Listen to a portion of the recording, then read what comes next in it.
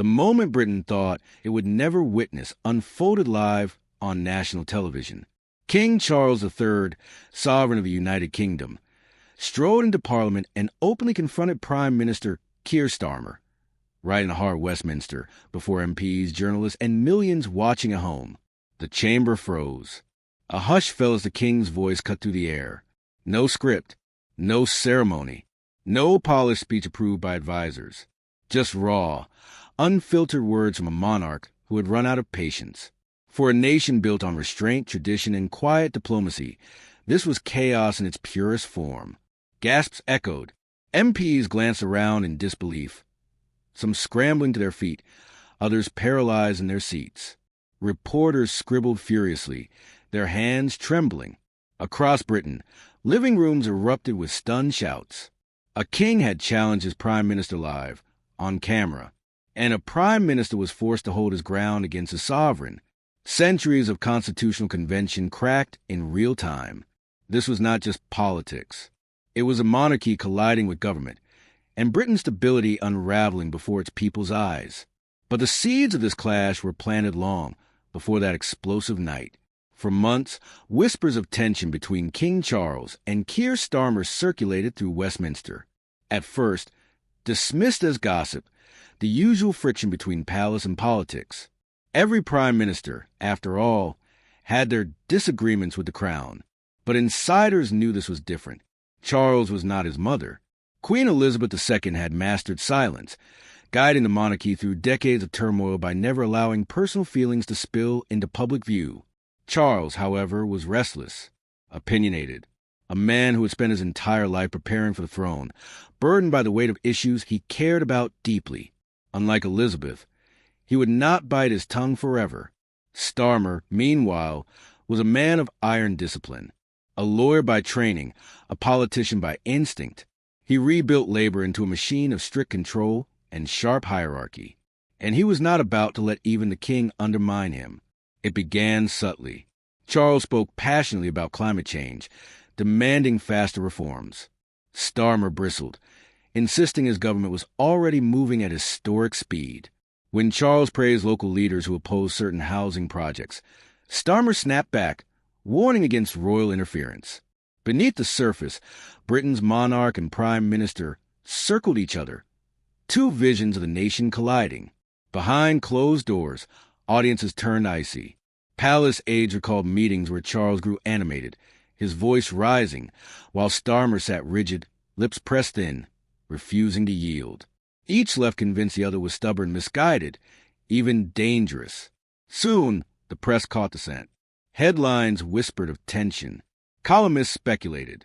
Cartoons portrayed Charles and Starmer locked in a tug-of-war over Britain's future. But even the sharpest insiders could not predict how violently it would break. That morning, Westminster felt routine.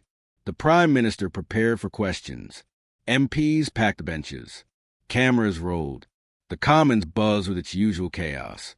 Then the whispers came. The king is on his way. At first, laughter. The monarch doesn't simply walk into Parliament. It wasn't done.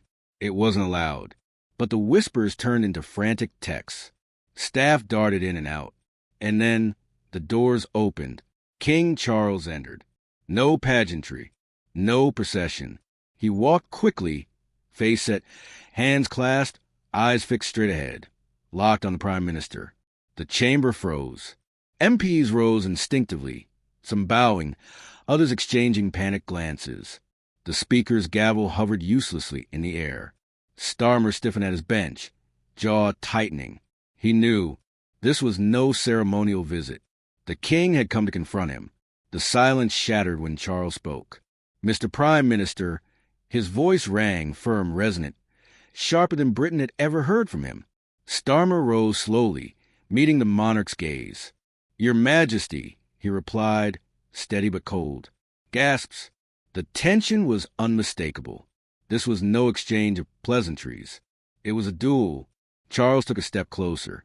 "I have watched. I have listened. And I can no longer remain silent. What you're doing to this country, to its people, to its traditions, to its very stability, cannot go unanswered." The Commons erupted. Shouts from conservative benches. Gasps from labor. Murmurs of disbelief. The Speaker's cry for order were drowned in the uproar. Starmer straightened, his voice rising above the din. "With respect, Your Majesty, this is Parliament. The government answers to the people, not the crown." The uproar deepened. MPs roared, some cheering, others jeering. But Charles did not flinch. The people deserve honesty. They deserve leadership. They deserve a prime minister who does not tear at the fabric of this nation for short-term gain. The words hit like a hammer. For the first time in modern history, a British monarch was publicly challenging his government. Starmer's face reddened. "You overstep, sir. This chamber is not yours to command. This leadership was chosen by the people." The House exploded again, but Charles only stepped forward, his voice like steel. "And what good is authority, Mr. Starmer, if it abandons the very people it claims to serve?" The clash escalated. Personal, raw, unrestrained. Starmer pounded the bench. Charles thundered back. "I speak because silence has failed. I speak because this nation stands on the edge of crisis while its leadership looks away." The Commons dissolved into chaos. The Speaker's gavel cracked again and again, but the chamber spiraled out of control. And then, the moment, Charles leaned in, eyes sharp as daggers. "Answer me this, Mr. Starmer. What do you stand for other than yourself?" The room erupted. Shouts, gasps, benches pounded, but all eyes locked on Starmer. The Prime Minister froze. His lips moved, but no words came. His face flushed. His jaw trembled. For the briefest moment, caught on camera, broadcast of millions, he faltered. The king had struck, and Starmer had no answer. The chamber erupted into pandemonium. MPs screamed. The Speaker panicked. But Charles stood calm, unflinching, immovable. Starmer tried to recover, but every attempt to speak collapsed. Even his allies stayed silent. He was cornered, exposed. Finally, Charles delivered the final blow. Then there is nothing more to say. The Commons fell into stunned silence. Charles turned, his cape brushing the floor as he left.